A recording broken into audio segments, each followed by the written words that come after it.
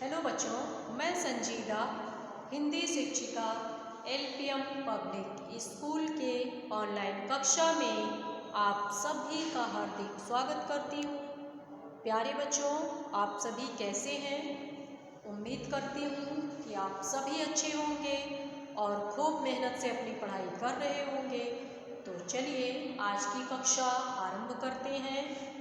आज हम सब अपनी पाठ्य पुस्तक परिवेश के कक्षा 6 के पाठ 2 प्रकरण है बल्लू दादा को छुड़ा लिया गया कहानी का अध्ययन करेंगे।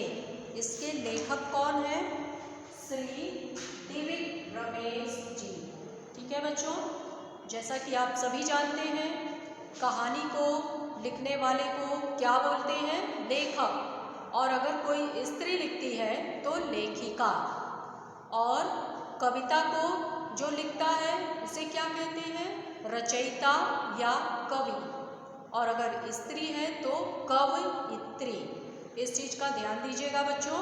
और कहानी को गद्य बोलते हैं, गद्यांश बोलते हैं, और कविता को पद्य और पद्यांश। तो चलिए हम लोग शुरू करते हैं।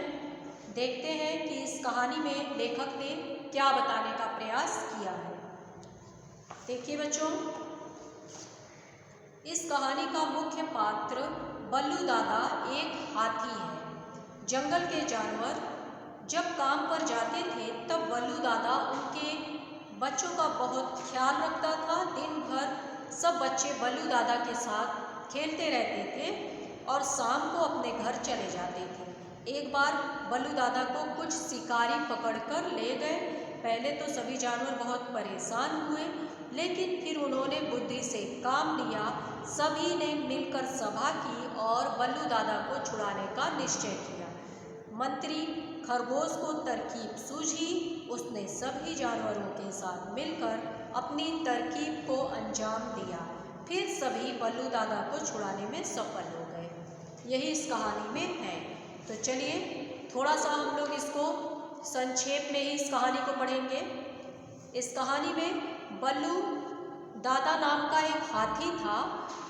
जब जंगल के सभी जानवर अपने काम पर जाते तो अपने अपने बच्चों को बल्लू दादा के पास छोड़कर चले जाते, और बल्लू दादा बच्चों से बहुत प्रेम करते, उन्हें खूब हर तरह की अच्छी अच्छी बातें सिखाते। और जब बच्चे आपस में झगड़ा करते तो उनको समझाते कि देखो बच्चों, हमें मिलजुल कर एक दूसरे के साथ रहना चाहिए, झगड़ा नहीं करनी चाहिए। एक बार की बात है, कुछ शिकारी आए और बल्लू दादा को पकड़कर ले गए, और सभी बच्चे उस समय बल्लू दादा के पास थे।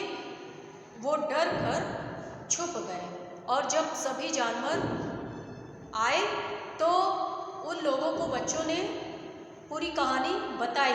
तो सभी जानवरों को बड़ा गुस्सा आया। उन लोगों ने कहा अब हम लोग बल्लू दादा को छुड़ाने चलेंगे, किसी भी कीमत पर बल्लू दादा को छुड़ाना ही होगा। लेकिन वो लोग छुड़ाए कैसे? उनको तो पता था नहीं कि बल्लू दादा कहाँ है। तभी एक चील उड़ता हुआ आया। उसने कहा कि मैं जानता हूँ कि बल्लू दादा कहाँ है, क्योंकि जब बल्लू दादा को कुछ शिकारी पकड़ कर ले जा रहे थे तब मैं बल्लू दादा के साथ ही ऊपर उड़ रहा था, और उनसे मैंने कहा कि बल्लू दादा आप घबराए नहीं, आप चुपचाप चले जाइए और मैं उस जगह को देख लूँगा जहाँ आपको कैद करके रखा जाएगा। फिर अपने सभी साथियों को लेकर आऊँगा और आपको छुड़ा लूँगा। तो बल्लू दादा उनके साथ चले गए। उनको फिर कोई मारा भी नहीं, और बल्लू दादा को जिस जगह पर कैद किया गया था वहाँ पर कमरा था, और उसी कमरे में बल्लू दादा को कैद किया गया था और दरवाजे को बंद कर दिया गया था, और कमरे के ऊपर छत नहीं थी।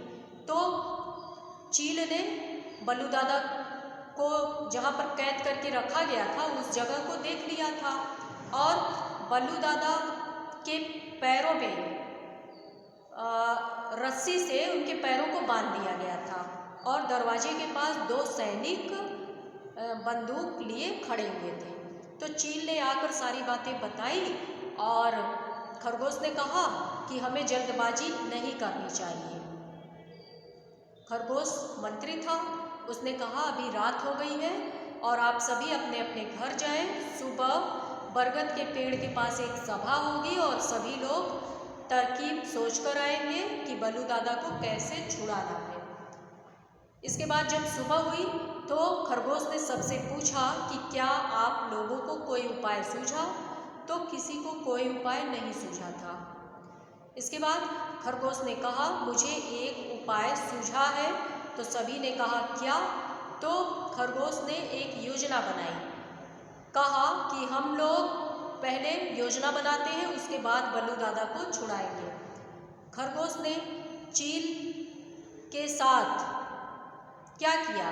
दोनों मिलकर, खरगोश और चील रात में मिलकर बल्लू दादा जहाँ पर कैद थे वहाँ पर गए और सारे जगह को उन लोगों ने अच्छे से देखा। इसके बाद वापस आए और क्या किया? कुछ चूहों को खरगोश ने भेजा। कहाँ पर? जहाँ पर बल्लू दादा कैद थे। और कुछ चूहे गए और जमीन के अंदर से पूरा सुरंग उन लोगों ने बनाया जहाँ पर कमरे में बल्लू दादा कैद थे, ताकि अंदर जाने का रास्ता बन सके। और जब इतना काम हो गया तो खरगोश ने चील से कहा कि तुम जाकर बल्लू दादा के कान में धीरे से कह देना कि हमने ऐसी योजना बनाई है, ठीक है? और वो क्या योजना थी अभी आपको पता चलेगी। फिर सारे जानवर एक साथ छुपते छुपाते वहाँ पर गए, जिनमें 4 गिद्ध थे और 2 गिद्ध सैनिकों के आसपास उड़ने लगे और 2 गिद्ध जाकर बल्लू दादा के पीठ पर बैठ गए। और चूहों से कहा गया कि तुम सुरंग के रास्ते जाना और बल्लू दादा के जो पैर हैं रस्सी से बंधे हुए, उन रस्सी को काट देना। तो चूहों ने रस्सी पहले ही काट दी थी। तो हाथी को बताया गया था बल्लू दादा को कि तुम्हें नाटक करना है। तो बल्लू दादा धड़ाम से जमीन पर गिर पड़े और आंख अपनी बंद कर लिए। 2 गिद्ध उनकी पीठ पर आकर बैठ गए। तो सैनिकों ने सोचा कि गिद्ध तो मरे हुए जानवरों के ऊपर बैठते हैं, तो ये बल्लू दादा के ऊपर क्यों बैठे हैं? जब उन्होंने खिड़की से झांका तो उन लोगों ने सोचा कि लगता है ये हाथी मर गया है। तो उसने अपने मालिक से कहा। मालिक आया, उसने भी देखा तो उसे भी लगा कि हाँ सच में हाथी मर गया है। तो ज्यों उसने दरवाज़ा खोला, बंदर पेड़ पर था, उसने कुछ ऐसी आवाज़ें निकाली कि हाथी समझ गया कि दरवाज़ा खुल चुका है। और फिर हाथी तेजी से दरवाजे से निकलकर जंगल की ओर भागा। सैनिक उसके पीछे भागे।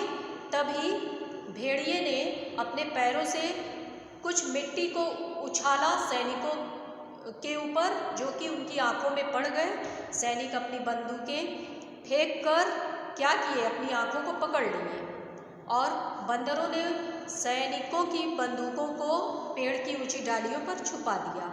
इसके बाद जब उन लोगों को पता चल गया कि इतनी देर में तो बल्लू दादा जंगल में पहुंच चुके होंगे, इसके बाद धीरे धीरे करके जैसे छुपते छुपाते सभी जानवर आए थे बल्लू दादा को छुड़ाने, वैसे वो लोग वापस चले गए।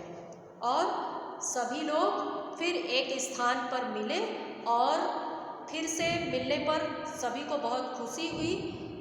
बच्चे बल्लू दादा को छोड़ ही नहीं रहे थे और फिर उन लोगों ने अपना स्थान बदल लिया और आराम से सभी लोग एक साथ रहने लगे। बच्चे तो बल्लू दादा से इतना प्रेम करते थे कि जिस दिन जानवरों की छुट्टी होती थी काम की, तो छुट्टी वाले दिन भी बच्चे बल्लू दादा के पास ही भागकर आ जाते थे। तो यही इस कहानी का सारांश है, ठीक है बच्चों? तो इस कहानी से हमें क्या शिक्षा मिली? यही कि हमें एक दूसरे के साथ मिलकर रहना चाहिए, सभी का सहयोग करना चाहिए, ठीक है? और कभी किसी से झगड़ा नहीं करना चाहिए।